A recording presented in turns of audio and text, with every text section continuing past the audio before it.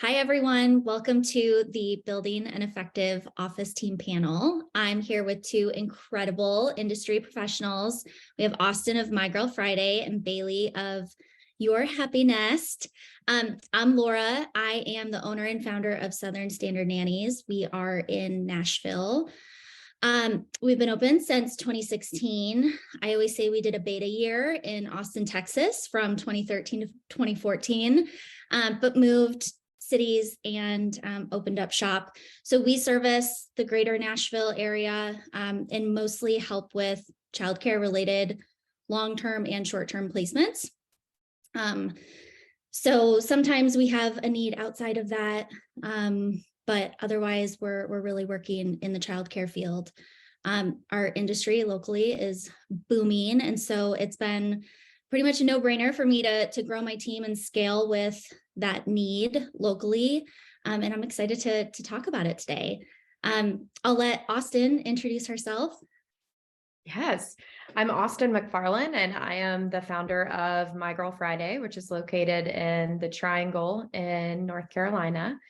We have been around very similar timeline to Laura, pretty much like stepped my toe into this about 13 years ago. And then I started to kind of view the company as being something that was going to become a bigger part of my life and got really serious about it, went full time with it. And, we're going to be walking you guys through all the growth that takes place when you really buckle down, but we really buckled down around 2015, 2016, and then hit some big growth in 2017.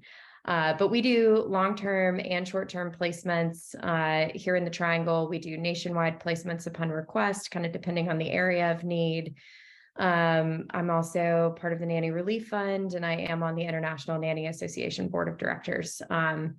So lots of industry stuff, but this team and all those teams are very important to me, and I'm happy to share how I did it and learn from these brilliant business owners who are on this panel with me today.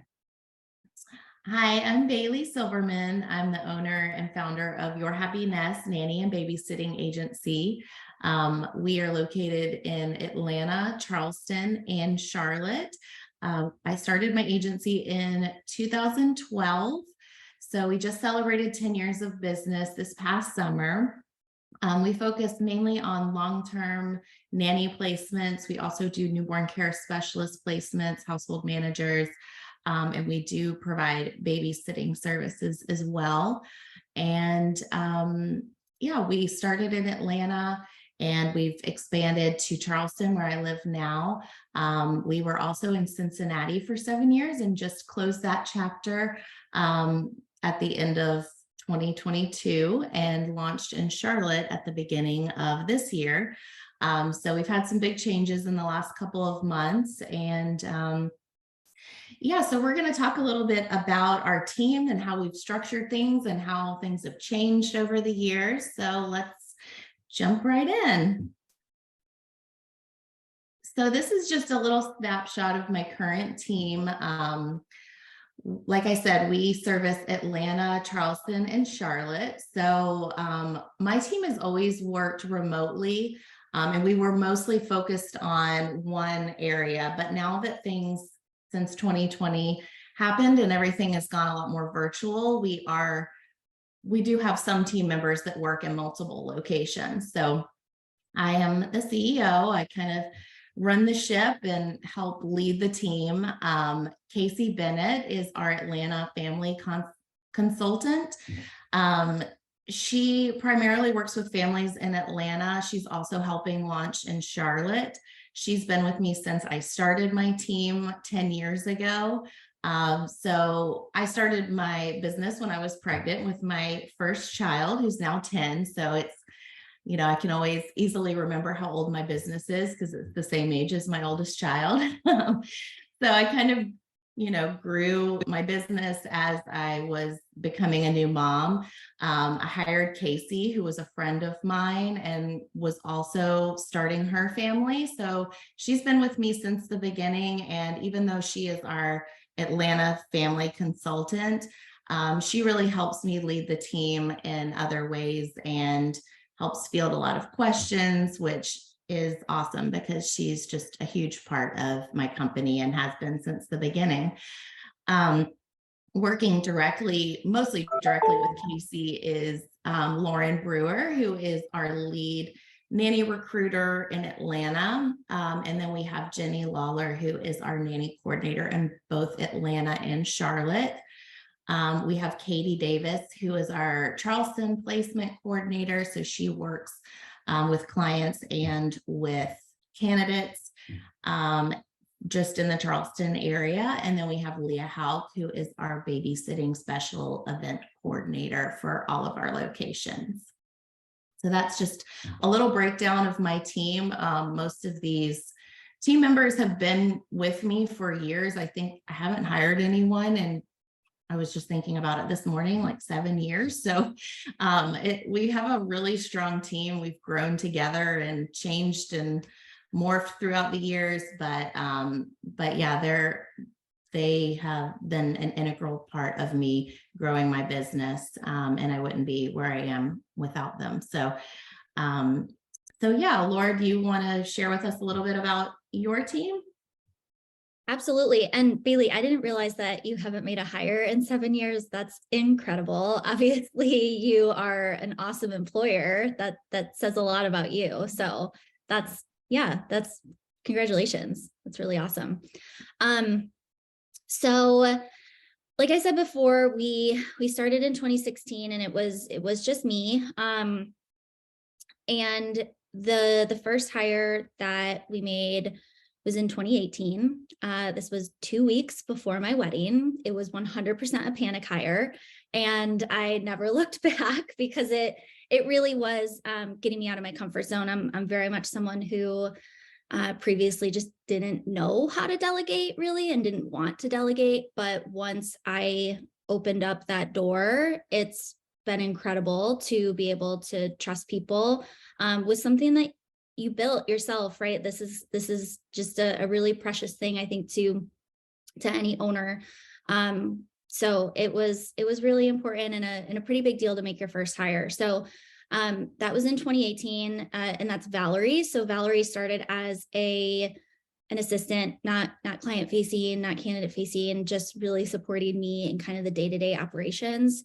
And she has grown into being the head of her own department, and she is our candidate coordinator, and takes on everything in terms of like recruiting, vetting, all of it. And she just continues to excel and be incredible. Our second hire, I feel like a pattern is happening here, happened when I was pregnant and I knew that I would be out. So Bailey, you kind of mentioned it's just important you try to set yourself up so that your business continues to thrive. But August 2020, I hired a placement coordinator, and the placement coordinator took over when I had my son a couple months later, and was in that position for about 2 years. She recently resigned, wanted to stay at home, and so that was our first rehire. But it's been a really eye-opening experience when you do have such trusted people and you're in a rhythm and everything. Just the amount of time that it takes to make an intentional hire and how much you need to kind of pour into that, but definitely worth it, worth the time and investment that it takes to make hires. And then the third position that we created was sort of an ode to original assistant type work, but that is Melissa. She is our agency assistant, and so she really just helps with anything and everything. She does have several very specific assigned tasks. She's our in-house reference checker, and she helps with like temp and backup needs. So that's incredibly helpful to not have to kind of split that between different people across different departments. So she's really there to support the whole team, and has some specific tasks too. But I also act as a placement director. I do occasionally take on clients if they have kind of a bigger need or a unique need, or sometimes we also have nationwide searches, so I might help with that. But otherwise, this is my fun little team, and we operate really well together. Austin, I know yours is a bit different, so tell us about yours. Yes, I love looking at y'all's, by the way, too. It's also interesting to me. So I did 2 slides for My Girl Friday's journey, which has not been an easy journey. I will say we've done some rehires and a little bit more frequently than these 2 incredible entrepreneurs with me today. But this is kind of the way. So I started out much like I'm sure a lot of agency owners watching this, where you're the owner, you're the operator, you're the reference checker, you're the recruiter, you're the placement coordinator, you're all the things, and you're kind of running yourself ragged, and you have to get to a certain point where you can bring on an employee. I mean, that's a big moment in any entrepreneur's life. But for many years, it was all me. And man, that was, so that was rough. But when I did finally bring on a very special human being to the team to help me, she really did sit in the recruiter role. And I maintained connection with the clients, and she was helping me with the recruiting and creating connections with nannies in the community. Before I brought on that individual, I did bring on Jeremy Zhang, who is our CFO of our company, and he is like a magnificent asset to our team. I mean, the brain on that one, he's been a huge game changer for me. He doesn't really client face unless we have a financial question that pops up or something more technical, and clients will interface with him a little bit. But our clients really do enjoy connecting with other people on our team. Certain clients love Jeremy, but for the most part, he's not in the day-to-day.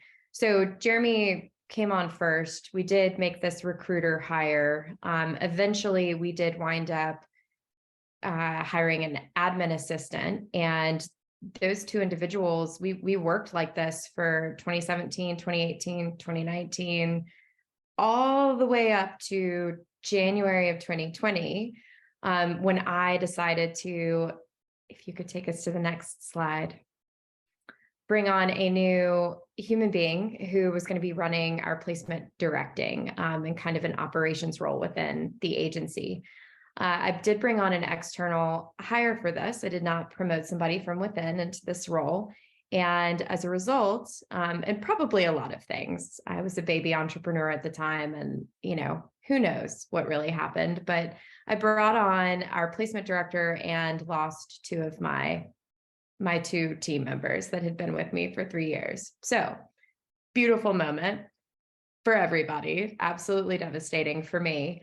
But they did both leave the team, and we had a lot of moves to make really quickly. So we started to look at rehiring for those roles, and then got walloped with the pandemic in March of 2020. So that halted bringing on new team members for us, because much like every agency across the United States, for the first month and a half of COVID, we just absolutely didn't do much business. I was busy launching Nanny Relief Fund and kind of anticipating that I would have to start a new business in a new industry because nannies were done. So we got to, I would say, May of 2020, and then the rubber band snapped, and everybody needed nannies again, which was fantastic for us, but we had to scale really quickly our team inside of that. So my placement director and I and Jeremy, we brought on a recruitment director who was in charge of all of our recruiting. And then quickly after, we did bring on a placement counselor, a recruiting specialist. They both became leaders and in charge of those 2 people. We actually expanded our team another time in the recruiting direction inside of 2022. And we had 2 recruitment specialists. And we just did not need all of those recruiters as we entered 2022 to 2023. So we didn't have to keep that person on. But we do have a vetting coordinator, Noelle, who works underneath our recruiting side of the team.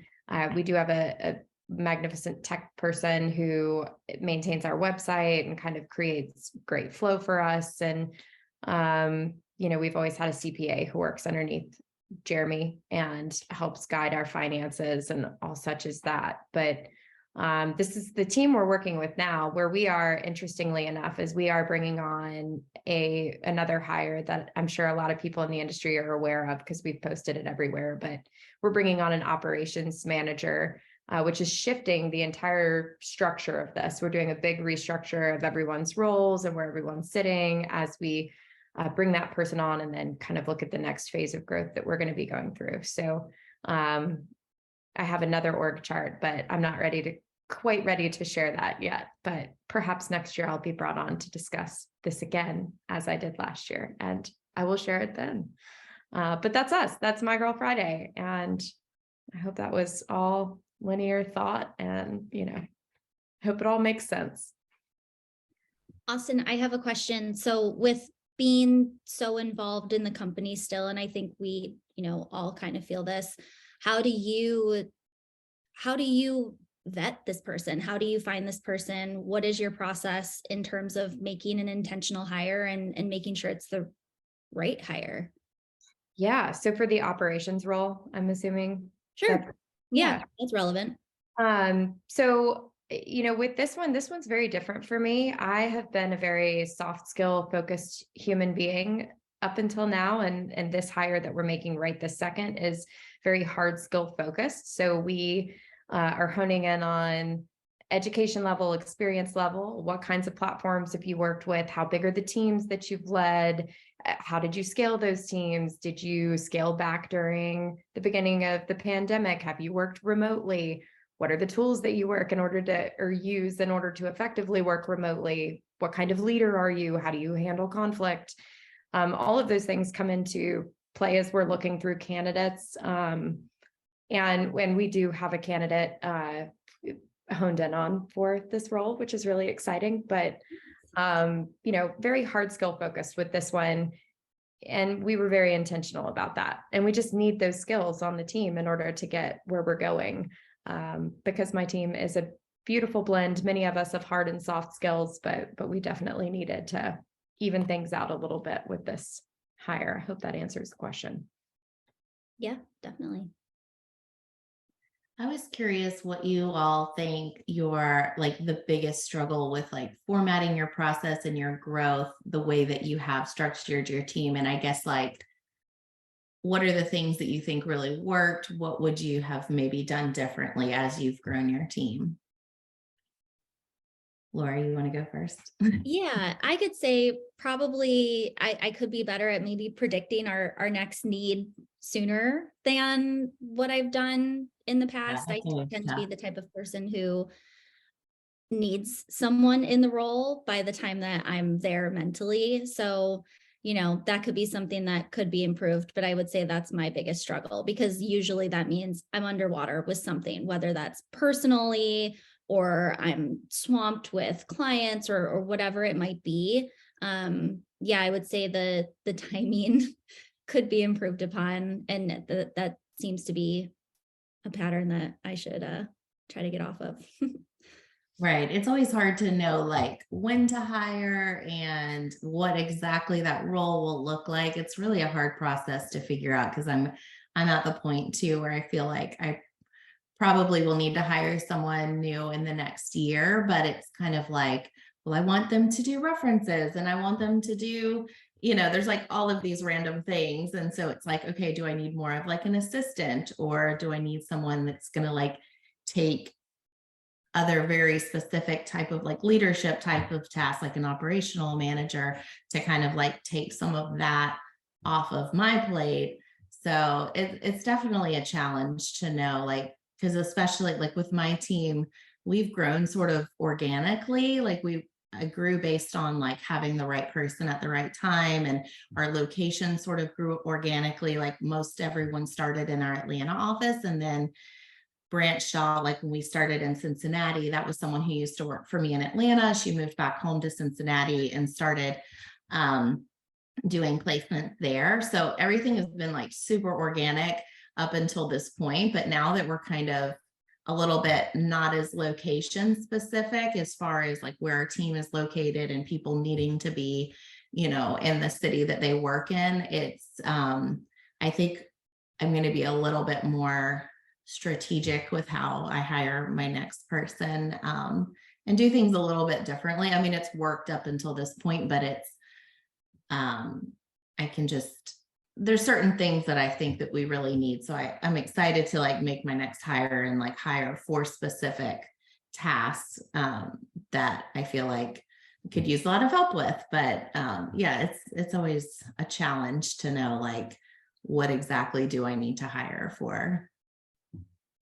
It is a challenge. Yeah. Do either of you feel like, when we first started hiring people, I think the mentality was building an office team, right? Everybody's in person, or for the most part, that was somewhat the goal. And that's really changed over time. Do either of you feel like you'll ever be more of that in-person office again? I mean, we're full virtual. So I kind of wanted to bounce this back. I'll be honest, during the pandemic, Adrian and I moved to Wilmington, North Carolina, because we just weren't in person, and who knew how long this was going to last? Was this forever? Who knows? So everybody moved to virtual, and it was like, okay, Austin and Adrian are not super local to Raleigh right now, so they couldn't pull us back into an office even if they wanted to. But at the end of 2021, we moved back into the Raleigh area, and I wanted to interface with these people that I loved so much and enjoy spending time with. So there was some mention of going back to an office model, even if we were just all working out of my home. And I very intentionally purchased the home that we're in, thinking, okay, there's tons of room for a home office here. But I did quickly realize that my team did not want that. And I had built the team inside of COVID, and the people who were taking the roles wanted to be full virtual, and they got used to it. So we tried doing a co-work day every week on Wednesdays for a little while, but as you guys know, you probably have the same struggle. We're all on the phone all day, and it's a very like relationship heavy role and industry that we're in. So we were not even sitting around a table together. We weren't in the same room. We were just trying to find a quiet spot in my house to hop on a call. And so it became this issue of like, okay, but we're all having lunch together. But like, it was like an hour, and that was asking people to like commute in here. And it didn't work. So I've just embraced it. We're a full virtual team, but a lot of my team is located in Raleigh. So when we do get together and hang out, it's great, but we get together fewer times a year than we'd like to. But yeah, we're not going to go back to being full in person. What about you, Laura? Are you considering this? No, not at all. It works. It just works for us. Honestly, I think there's so much just mentally that came out of, going through a pandemic too, and people live a different way of life. They prioritize themselves differently. And I feel like this just works for a lot of people. We do have, we'll have, in-person staff days where we're doing, meetings or kind of revisiting, our processes and procedures and everything like that. And it's nice. It happens maybe once a quarter, but otherwise it really works for everybody. And I feel like it does mean you have to look for maybe a different skill set, right? Just focusing on making sure people are good at working independently, maybe, putting more structure in goal setting or things like that. But yeah, no, it works. How about you, Bailey? You're all over the place, so I don't even know if that would work for you, but any talk about that? Yeah, no, we've never really talked about doing an office. I mean, I think there definitely are some advantages of kind of working together, and but we have always been virtual just because we have multiple locations, and so we've never really had an office or had an option to have an office. I mean, we do have a couple of people in Atlanta, and so we just try to be good about having like regular Zoom meetings where we can check in, because I think it's really easy to kind of like get lost in your own work and think like, oh, I should do this differently, or maybe we should try this. And, we do communicate a lot through the day, but I try to have like actual Zoom meetings where we'll have like our placement specialists on a call, and we kind of just go through a topic. Like we're trying to build like the NCS side of our business this year. And so like we have had a couple of calls on like what we can do to help with that process, and just kind of bouncing ideas off of each other. So I think just those regular check-in calls. We try to attend conferences where I usually always bring a couple of my team members, at least one member of my team. And that's really helpful, just to have that time where we can be together at a conference. And while you're already getting so many ideas from the conference and session workshops, you can spend time like at dinner and kind of going through things, or take an extra day after the conference to like just sit down and work together in person, and put some ideas together and some plans in motion. So we try to do that. But yeah, it's a struggle. But I think with technology now, like between Zoom and we use Slack, like we talk all day on Slack, just about, conversations back and forth, questions. And between that, like, I feel like we do a good job of staying connected. How about you guys? How often and how do you communicate with your teams? We communicate all day long. I mean, we also use Slack.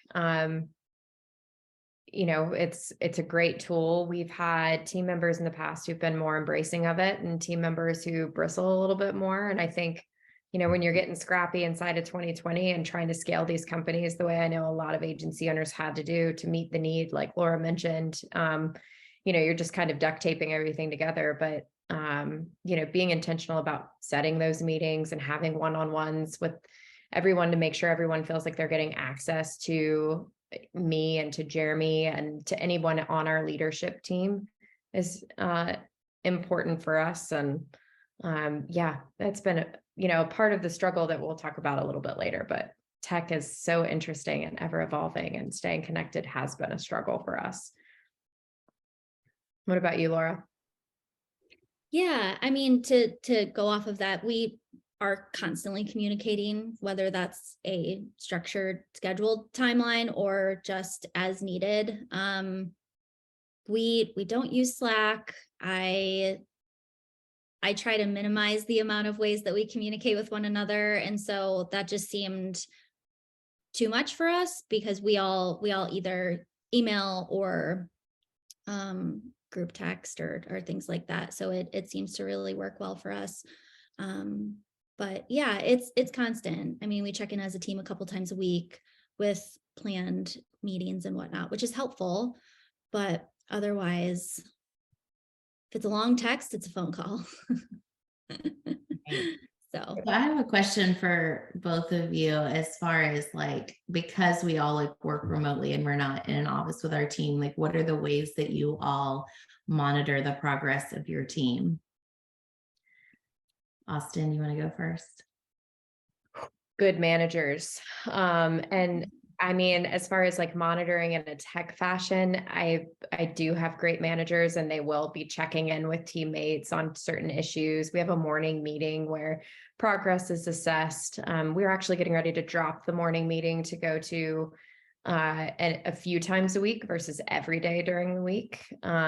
But I mean, we gauge timelines and how successful we're being in getting to the end result, which for all of us is matching an incredible nanny with an incredible family.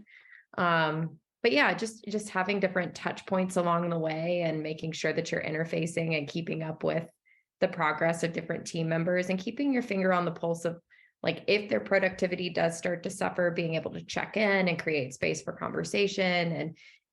And that's a place that we monitor a lot, is if somebody's productivity is impacted, typically it means that they need another teammate to join the team, because they're getting bogged down in some part of the process and it's taking away from the greater picture.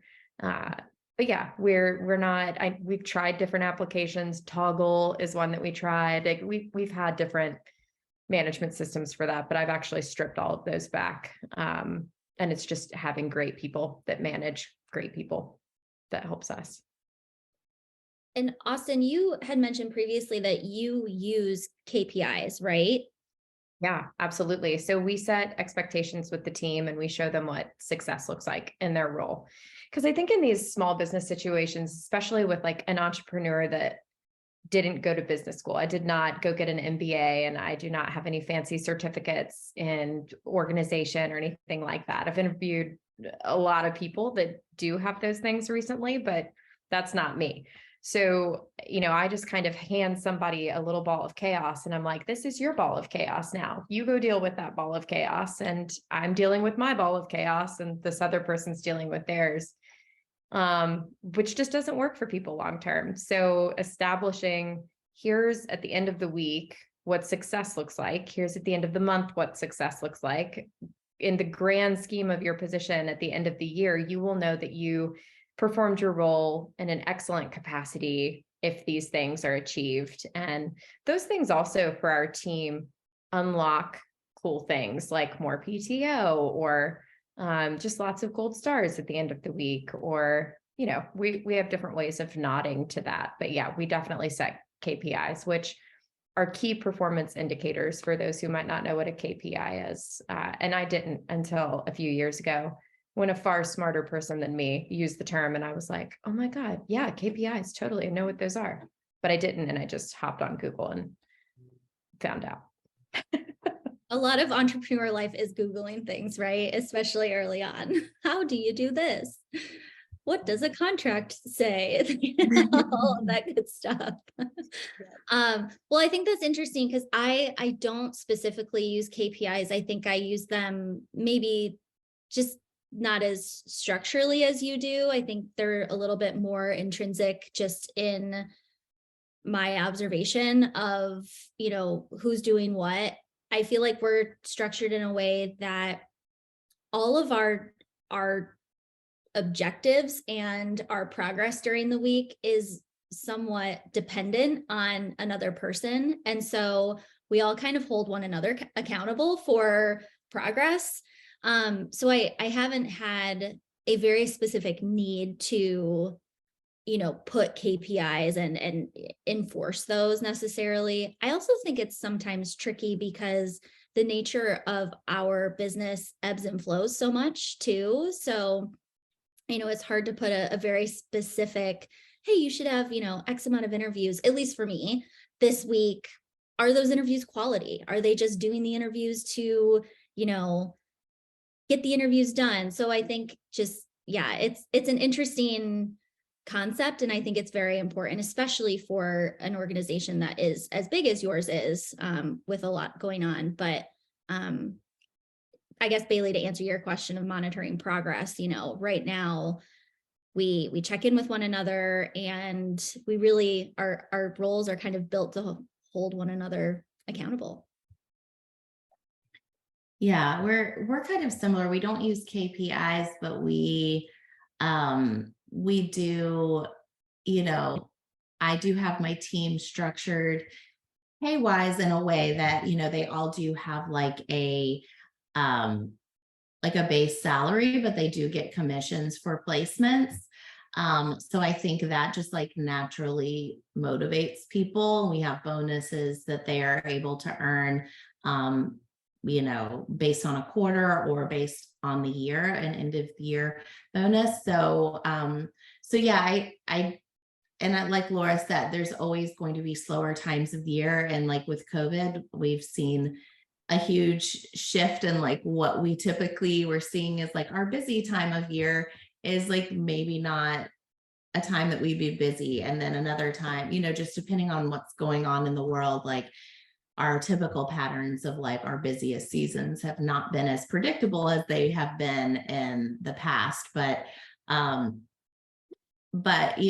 it's always kind of like we get slow and I'll get a little nervous, but then things pick back up and we're crazy busy and, can't keep our head above water. So it's like, after doing this for so many years, you just realize that that's just kind of like the nature of this business. It's not always going to be consistent and constant. And I think COVID definitely threw a huge wrench in that, as far as like it being all over the place and no predictability.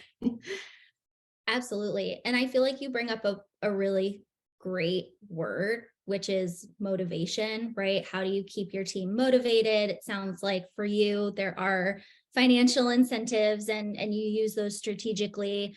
But what about during the really busy times when someone might just be burnt out, and just so over their head where giving them money doesn't really mean anything. It's not going to change their workload.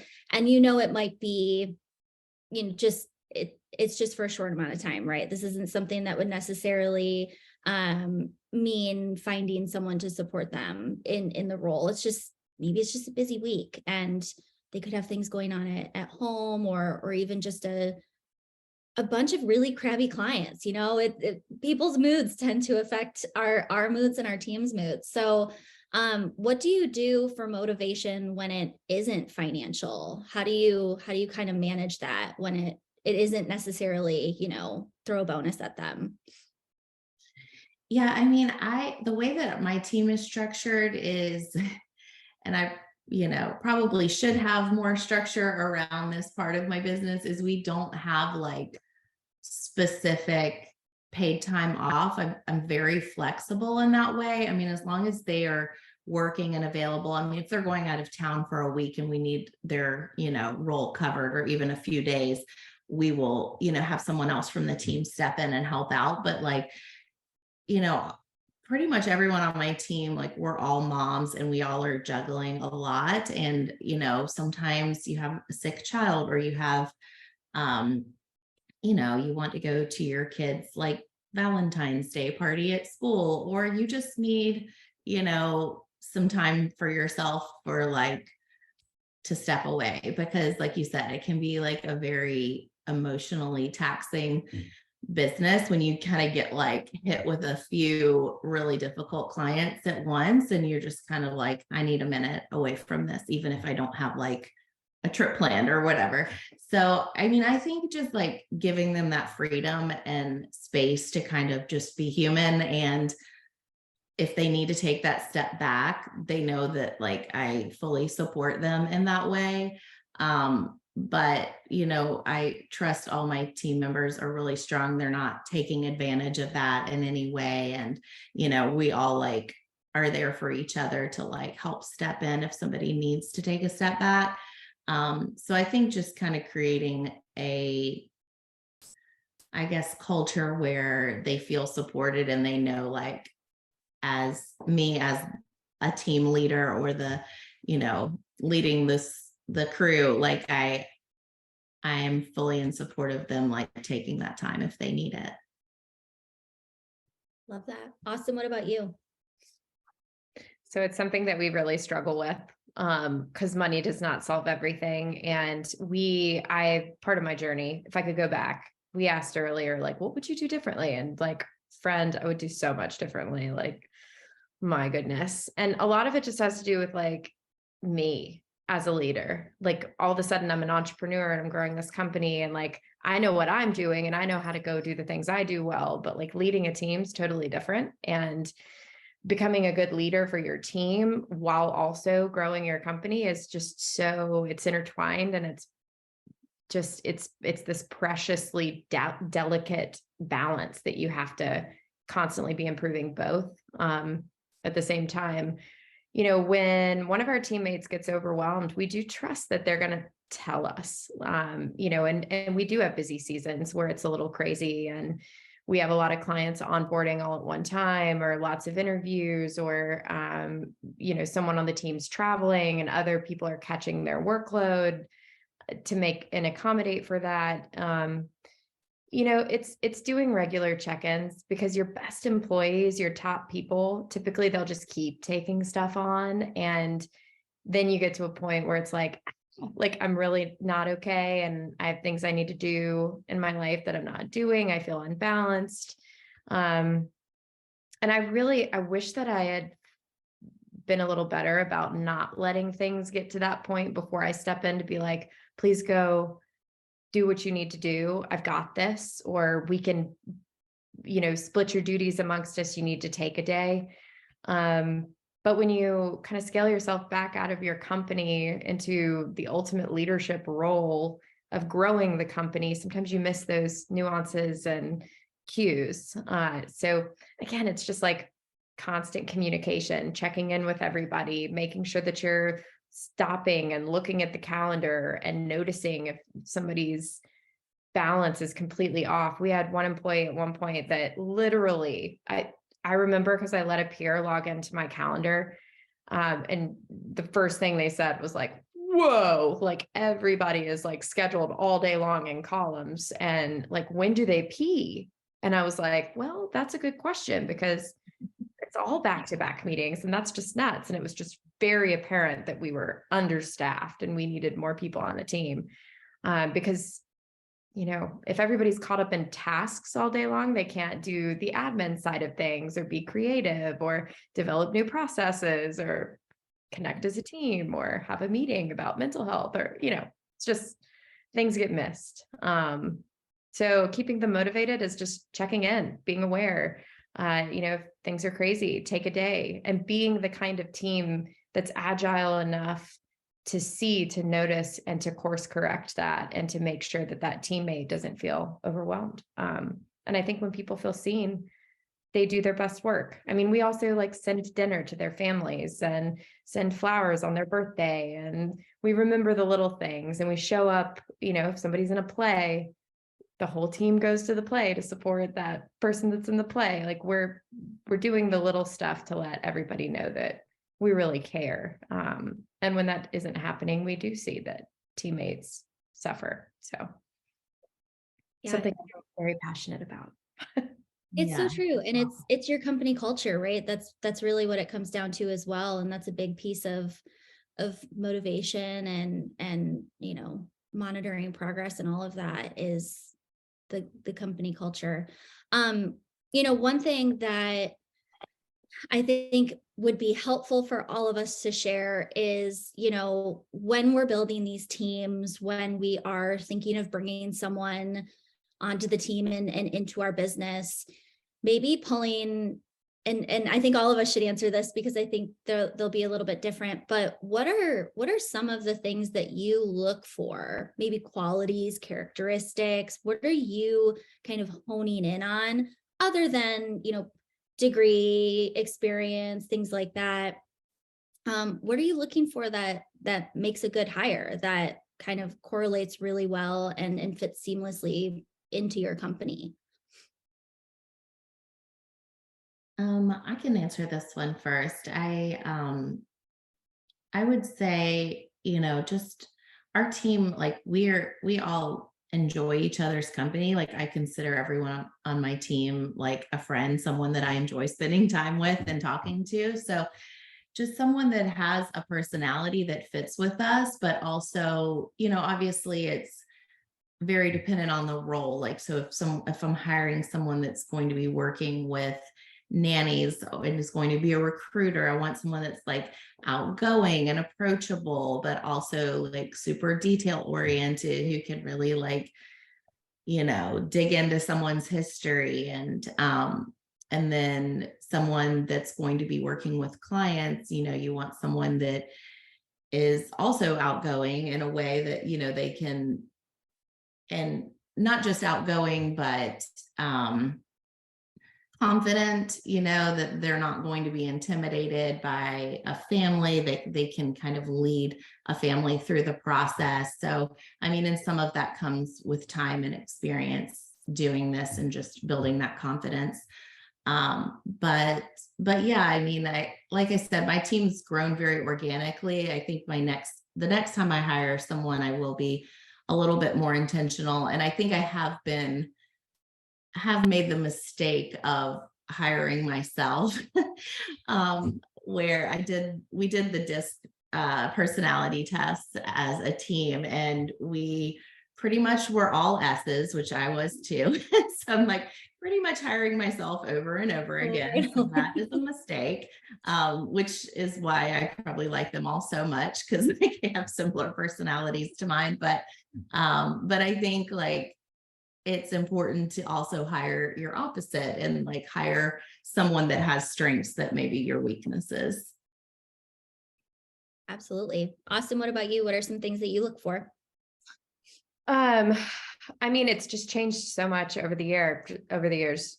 Just like Bailey, I hired myself, and then had to be very intentional about not hiring myself. And I remember a panel that Jamie Dennis and her business partner were sitting on, and they were talking about how they're both very different and dynamic, and how a big part of them growing their team was hiring for the holes on their team. And it's really hard. I mean, that's like, I listen to a lot of podcasts and TED Talks and have a lot of really great business coaches that talk about this with me regularly. And, identifying a weakness on the team and then really working to fill it, and being able to hone your lens, to looking for that person that's going to do that really well is a journey, and one that I've not perfected yet. We're super intentional with our hiring process, and we want a really diverse team with a whole different makeup of backgrounds, because I'm also in the gut health industry with Adrian, and gut biomes are really delicate, but lots of different strains of probiotics and cells make up a healthy gut biome. And I try to grow this company in a very similar way, where it's people coming in from different backgrounds with different perspectives, with a different way of approaching a problem. We're building it out intentionally that way. But again, like, best advice I can give somebody is get a business coach and talk about those things. And, if you're hiring yourself over and over and over, which is so funny because I'm an ID on the disc. Laura, what are you? I'm an S. Okay, that's awesome. I mean, I'm an ID. I have the person, my number 2 is kind of a couple things evenly, and does have some S qualities. But that's cool. I wonder how many industry leaders in this space are S's.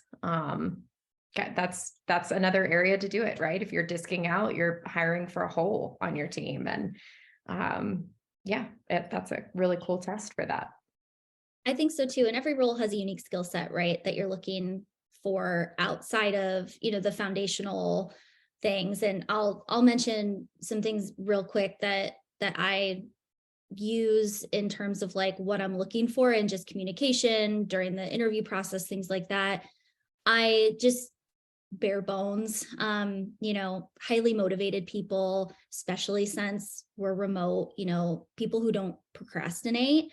They're on top of communication, proactive with it. They have a professional and courteous tone, right? This is service. This is our reputation. That's what they're coming in, regardless of their role, they're going to be a part of that.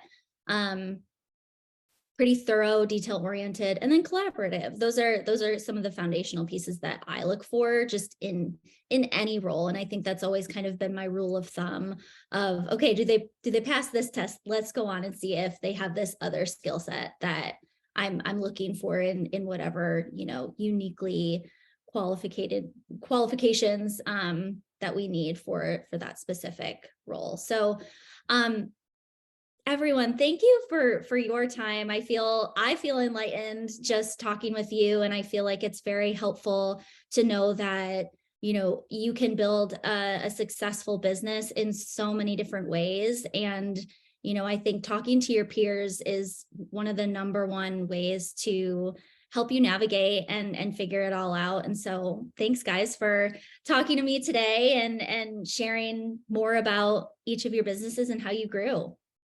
Yeah, this was great. I'm like ready to go hire someone now. Let's go. Grow our teams. Love it. Great. Well, thanks everyone. It was great. All right, everybody, we're going to go ahead and start answering some questions that we got coming in from the chat room. You have a lot of activity, so I hope you guys drink a lot of water. So someone asked about the weekly chats that Austin was having with her team. Oh, Can't see me, sorry. There you are. Someone asked about the weekly chats that Austin was having with her team, and they were wondering about the timeline for those chats. So are those half an hour chats? Are they an hour each? Are they 45 minutes? Kind of how do you structure those? Yeah, so we have a couple different structures in play. I'm sure that everybody's aware by this point that time has gone by. I did not just switch outfits that fast. So I think we did the recording weeks ago, maybe a month ago. Feels like forever ago. So it's changed form a lot since we did that. I have an operations person who does more frequent check-ins. They do have agendas, and I will say this, the biggest game changer that we've done with those weekly check-ins is the agenda. And you drop it in the little notes section and you follow it, and everybody knows what you're going to be discussing, and they'll take form, but they change. And if you have the notes and the agenda, you're just going to make sure you hit all of the relevant stuff.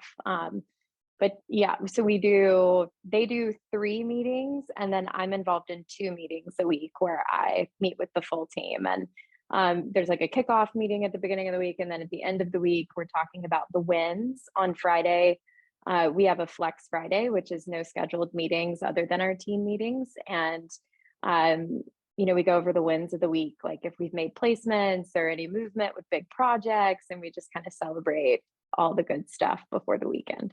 I think that's amazing. Another question that came in was, how does your staff react to hiring new people, especially when that person ends up being their superior?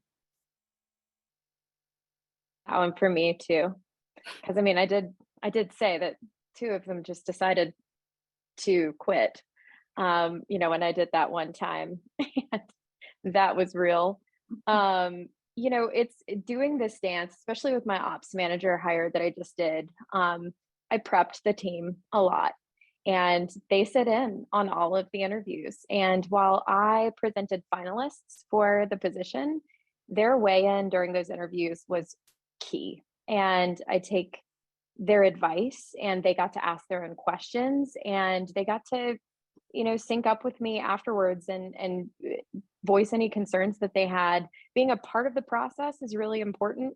And then they feel like they've helped. They know that they're filling a role that they might not be capable of filling right now. But we also make sure we sit down with our teammates to understand where are you headed with this company? What does growth look like for you? How can we professionally develop you? Do you want to move up in this company? Do you want to be a leader? Do you want to manage people? And if you are intentionally hiring somebody that's going to get in the way of that growth trajectory for them, that's going to be where you see issues. And when I did it before and had an issue was I did have a team member that I think really wanted a leadership role, and I overlooked them. I was just a young entrepreneur and I was clueless. So if she ever watches this, I'm sorry. What are some effective ways that you've used to train new hires for anyone? I can take that one. Yeah. So a very effective way for me that isn't necessarily possible for everybody was really just having them shadow me at first. So a lot of our trainings have been in person. I think that's just happens to be the most effective.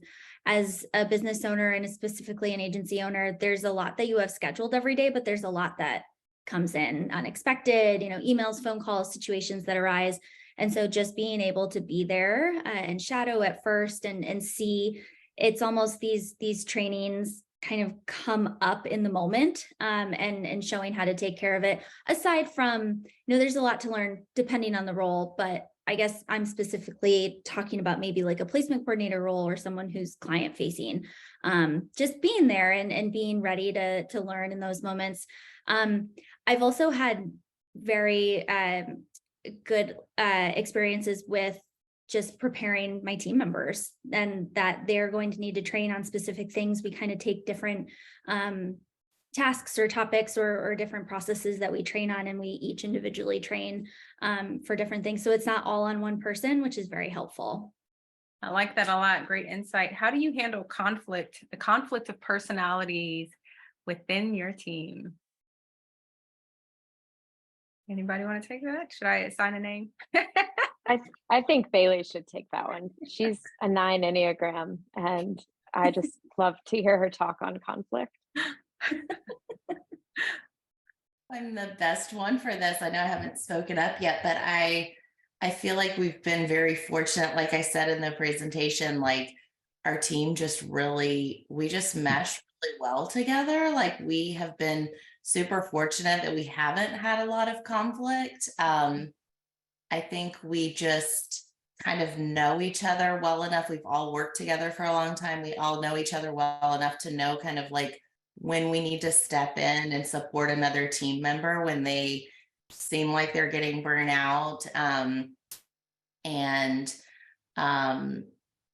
Yeah, I mean, I honestly trying to think of a situation or example when we have had some sort of like major conflict. I mean, I feel like we deal with, more conflict when we're dealing with our clients and our nannies, where we're like, have to be this united front and like, just sort of band together and, get through all of those challenges as they come up. So yeah, I don't know. Well, we deal with conflict. I think it's really cute that Bailey's team just loves each other and everybody's good and gets along all the time. I've hung out with her team, and literally the company culture is that they are all just delightful human beings, like amazing to watch the cohesion and the energy. Our team, as dynamic as these individuals are, we do not get along all the time. I would say we've never like hated each other's guts or anything, but definitely there's been conflict. And usually, so you have to know everybody's trigger points, right? Like we'll have somebody who submits copy and somebody else on the team will be like, oh my God, this is so great. I'm just going to edit it within an inch of its life. And then that person who wrote it's like, how dare you? Like, look at this. And then the little resentment ball like forms. And then, we'll have a one-on-one, or excuse me, we'll have like a team meeting and suddenly there's like a small explosion that nobody really saw coming because the little ball of resentment's just grown into that. I think my best advice, because it's going to happen unless you build a team like Bailey's, and we should all just hire her as our business coach right now so that maybe we can like figure that out. But my best advice is to take notice, and it's firm kind of velvet hammer leadership strategies with helping people navigate it. I would say pull people aside and also have company policies and procedures that encourage the employees who are having the issues to talk with each other individually before talking with each other in front of the team. Definitely the team meeting's not a place to have an explosion. Let's do this, like adults and not embarrass each other. But managers are going to have to get involved at a certain point. And sometimes we bring in outside consultants to issues like this. I know that with my placement director at one point, I did have an issue where I said something and she heard it completely differently, but she had a lot of stuff going on in her life. And we brought in a coach to sit down and be like, okay, here's what Austin's trying to say, but what came out of her mouth was different. And here's how she understood that. But, we're a little lost in the translation here. So I also recommend just like, get a third party involved if you can, and, create neutral ground that way. If it's at a high level. Certainly if it's not at a high level, then it's up to you to manage your team and to help them work through that conflict. Thank you so much for sharing that. We have someone else who has a question about what equipment or supplies do you provide for your team, if any, for your remote? So this would be like computers, phones, things like that. What types of things like that do you provide for your team, if any? Everything? I'm happy to touch on Everything. that. And one thing I did want to go back, because I thought of one more thing that in terms of training that I think is really essential, and very quickly wanted to mention it. But I think perfecting one process first and really focusing on it and then moving on when they're ready, and just knowing when they are ready to move on to that, because it can be very overwhelming. So that is something that we practice as well. But like Austin said, we give everything pretty much as well, in terms of equipment, computers, anything that they would need to do their job effectively. And I always, well, not always, but about once a quarter, I ask if anybody needs anything. What do you need? Do you need, some people are whiteboard people, some, just need their thoughts on a board somewhere. Do you need materials? Do you need a standing desk? Like what can I help you to support how you can be your best self? So it's not just tech. Sometimes it's other things that could be really helpful. That's really great. We have a question about relinquishing a team member. So how do you go about letting someone go if they're not a good fit for your team, or it's not working out, or maybe they've already been on your team for a while and suddenly things are shifting a little bit? How do you navigate that release? And a second part of that would be, have any of you ever been in a position where you have had to downsize due to either where you were in the business or finances and things like that? So then kind of pairing that in there, how do you let someone go if it's because it's not a good fit, or it's not a good culture fit, or how do you let someone go if the business just can't support them? I don't think these brilliant humans I'm with today have ever had to fire somebody. Have you guys had to fire somebody? No. They're just that good at what they do. I've had to fire people. Oh wait, Bailey's fired someone. Tell us. Gasp. Yeah, I mean, I guess like I said, we've always been remote, and for some people's personalities, that's worked very well. And there's been a couple of times where we've had someone come in and they either it just does not work for their personality to kind of be like a self-starter, I guess you could say. Like they needed more structure as far as like the schedule during the day. So I have had to let someone go for that reason. I just felt like, I try to give people a lot of flexibility and have that like work-life balance, but I've had a couple of situations where people have sort of, taken that to extreme. So yeah, for that. And then we did close a location recently. We were servicing the Cincinnati area, and we decided to stop servicing that area. So, it is always tough because it's people that I care about, and sometimes it's just not the right fit. So, sometimes we have to have those difficult conversations and let people go. But it is like, I'm always the person that waits like 6 months to actually do it, because I just can't like face the idea of like having to do that to someone. And I know it's like one of my downfalls as a leader and business owner. It's something I'm trying to be better at. But yeah, sometimes it's like I've known for months and I just have to like work up the courage to do it. But yeah, it's never fun. Any tips or strategies on how to navigate that from anyone else? I really appreciate that insight, Bailey. Firing somebody is never fun. And I will say in my entrepreneurial journey, I was very conflict averse when I started the agency. And up until probably a year and a half, 2 years ago, that still rang true. I would outsource the firing of an employee to another leader on the team. But at the end of the day, when you start to view your team as the precious thing that it is, and your business, like the whole structure of your business is delicate, and your teammates make friends on the team and have their own relationships with their coworkers and all that good stuff, it really does show great leadership if you, the business owner, are the person who steps in to have those more difficult conversations. Yeah. I will at least have the manager and myself involved in that. If not, it's just a me thing. I make sure that people understand very clearly why they're being let go. That there's no hard feelings, that we absolutely want to maintain a relationship. Sometimes that's the case, sometimes that's not. When we let somebody go in the past, we there's two methods to doing it. There's a kind of a freeze out method where it's a phone call and you've been locked out of your tech and we're done here. Please ship some things back to the company. And please remember your NDA. And then there's the other approach, which is, we want to maintain contact with you. This just wasn't a really great fit for us. We're going to be shutting down your tech. I know other agency owners in this space have policies regarding that. Sometimes it's always a freeze out method, just because you never know what an employee is going to do with delicate information. I've never had anybody throw a huge fit. I've had, there's definitely tears. I hate when people cry around me. I just hate it. Like, I feel it. I start to cry, or I have the strong urge to laugh, but it's actually, I'm really sad, but like, it's just like a weird reflex.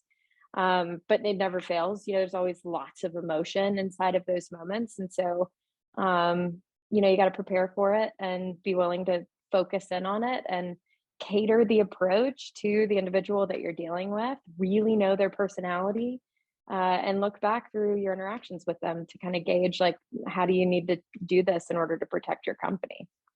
That's really great. I really appreciate the detailed insight that each of you provided during this session. I mean, guys, if you didn't take notes, I hope you watched the replay. They were so detailed and thorough, and just walking us through how they've built their teams over the years, their insight, suggestions that they have for us, their thoughts behind why they did some of their things. And so, I mean, this kind of roundtable discussion where you really have leaders in the industry kind of pouring into you is something that we should all count as valuable. I want to take a moment to thank each and every one of you for your time today, learning and collaborating and growing. We encourage you to set aside some time tonight to strategize ways to maybe engage on Instagram, to create a nanny event, to build your company culture, to provide professional development, and to build an effective office team. Our APNA community is strong on Whova, so you can continue your conversations there, ask questions, plan virtual meetups, and engage in collaboration. The goal for this conference is to increase access to resources and facilitate connections and ensure that we really have time to let this information soak into our businesses in a transformative way. So rest up tonight.